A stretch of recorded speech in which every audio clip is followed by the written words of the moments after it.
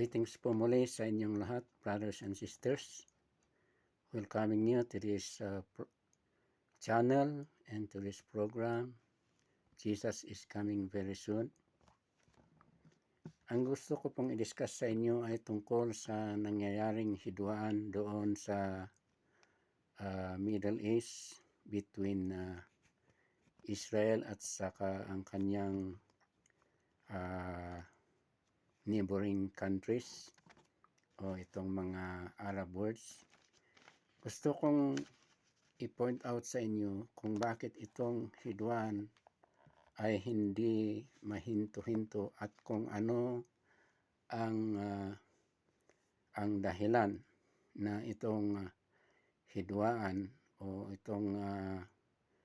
itong hatred ng mga Arab countries sa nasyon ng Israel ay hindi mahinto-hinto, at gusto kong i-base natin sa salita ng Diyos ang dahilan kung bakit ito ay nangyayari. Sapagkat gusto kong sabihin sa inyo mga kapatid na ang ating Panginoong Hesukristo mismo ang nag-prophesy ang nangyayari sa Israel hanggang ngayon. Kaya't gusto kong basahin natin ang salita ng Diyos o ang salita mismo ng ating Panginoong Hesukristo dito sa Matthew chapter 23 verse 37 to 39. Sabi dito, "O Jerusalem, Jerusalem, the one who kills the prophets and stones those who are sent to her, how often I wanted to gather your children together as a hen gathers her chicks under her wings, but you were not willing. See, your house is left to you desolate. For I say to you, you shall see me no more till you say, Blessed is he who comes in the name of the Lord." Basahin din natin ang matagpuan sa Luke chapter 13. At ito din ang naisulat dito sa libro ni Lucas chapter 13 verse 34 to 35. Sabi dito, "O Jerusalem, Jerusalem, the one who kills the prophets and stones those who are sent to her, how often I wanted to gather your children together as a hen gathers her brood under her wings, but you were not willing. See, your house is left to you desolate.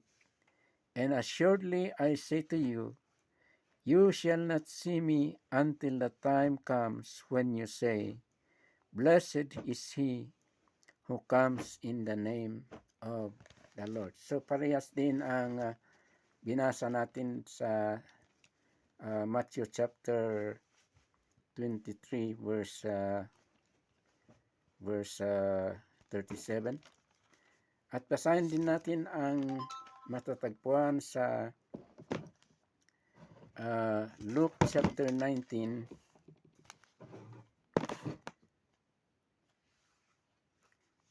verse 41 to 42 or up to 43 or hanggang sa 44. Ito ang sabi dito, "Now as he drew near, he saw the city and wept over it, saying, If you had known, even you, especially in this your day, the things that make for your peace, but now they are hidden from your eyes.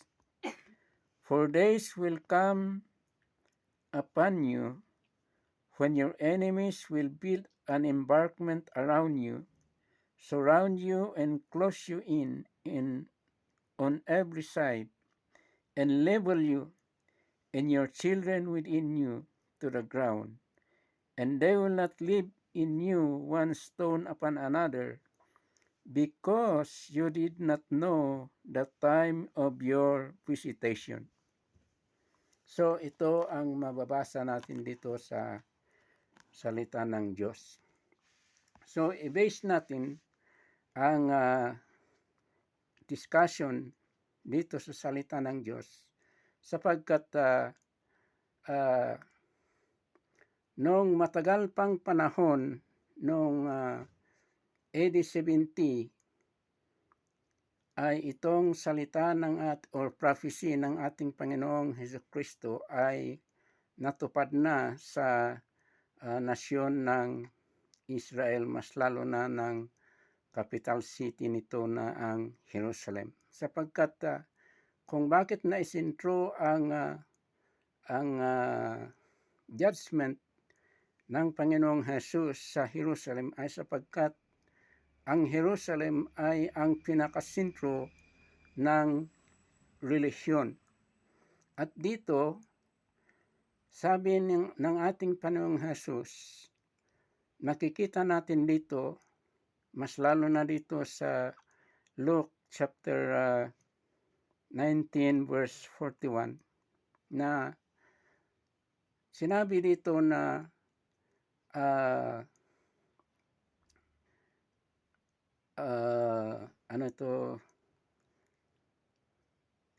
iniyakan pa ng ating Panginoong Hesukristo ang siyudad ng Jerusalem sapagkat alam niya ang mangyayari sa siyudad ng Jerusalem at sa buong nasyon ng Israel. Kaya't sabi ng Panginoong Jesus dito, na kung alam nyo lang, sabi dito, sa English sabi dito, if you had known, even you, especially in this your day, the things that make for your peace, but now they are hidden from your eyes. For days will come upon you when your enemies will build an embankment around you, surround you and close you in on every side, and level you and your children within you to the ground, and they will not leave in you one stone upon another, because you did not know the time of your visitation. So, alam ng ating Panginoong Jesus ang mangyayari sa nasyon na Israel.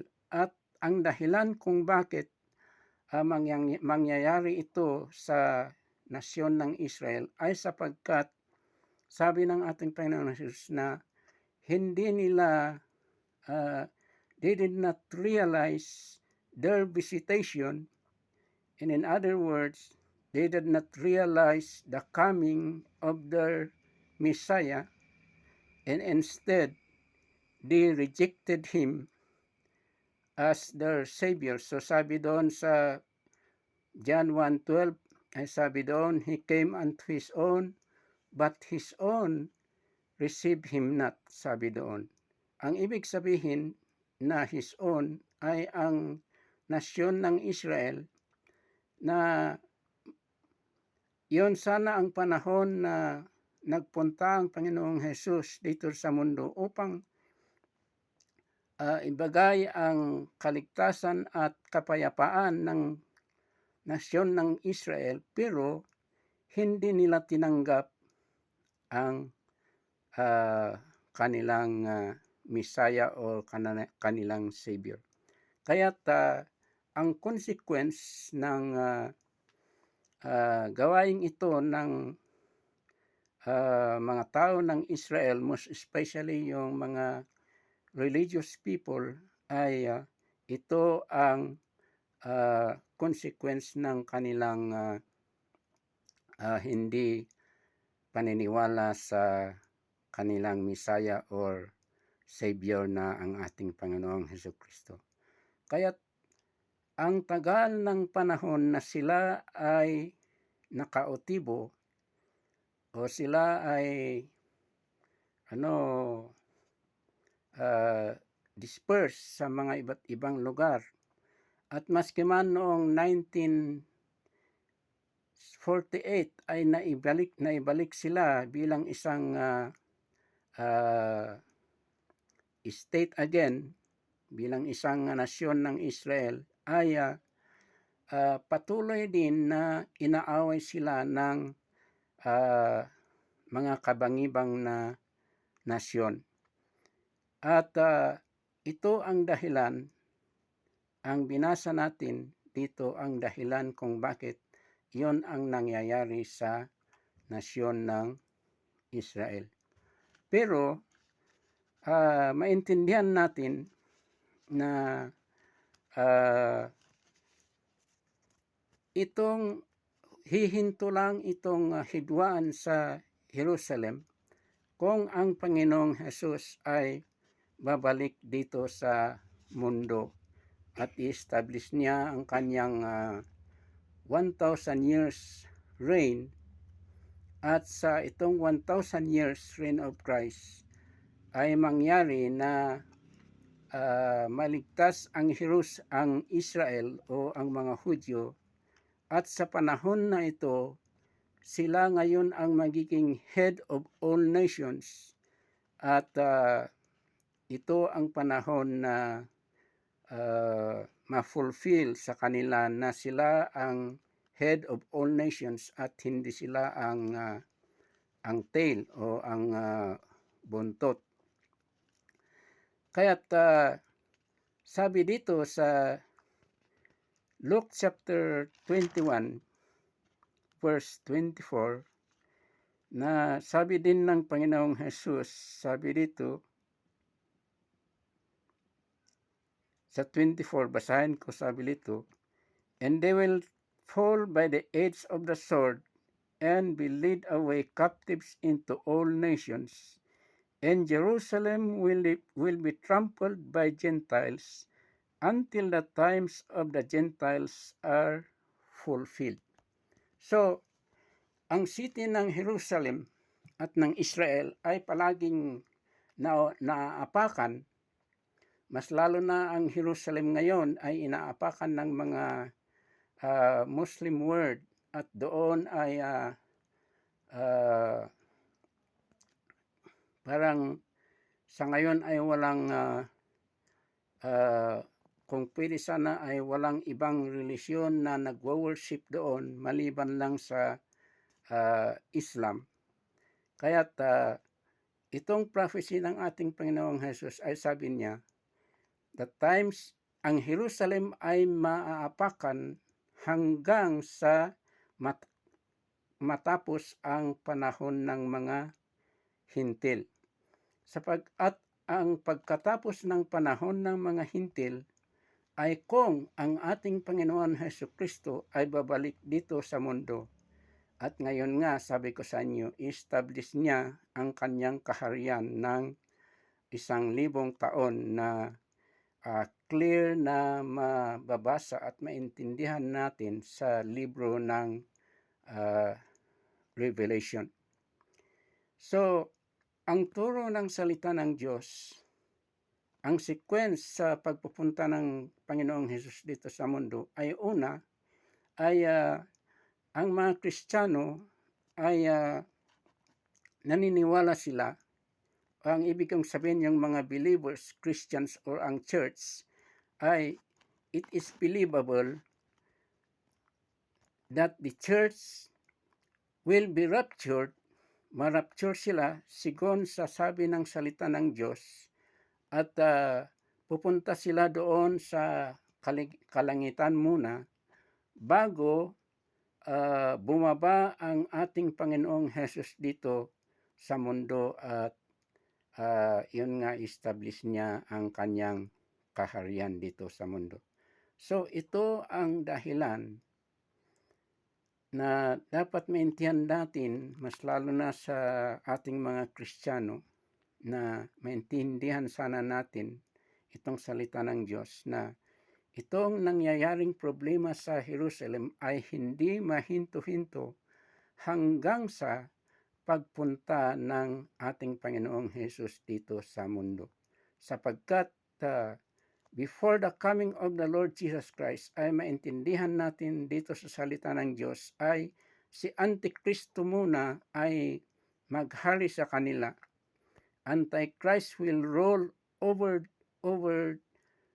the Israelite people for a period of 3.5 years before the coming of the Lord Jesus Christ to deliver them. So ito ang maliwanag na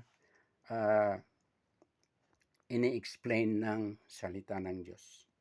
So mga kapatid, salamat po. Ayaw kong pahabain ang pag-explain ko sa inyo sapagkat alam ko na kung matagal ay mabuboring kayong manonood. So hanggang dito lang mga kapatid, at again, thank you very much, and I'm praying for each one of you. Thank you.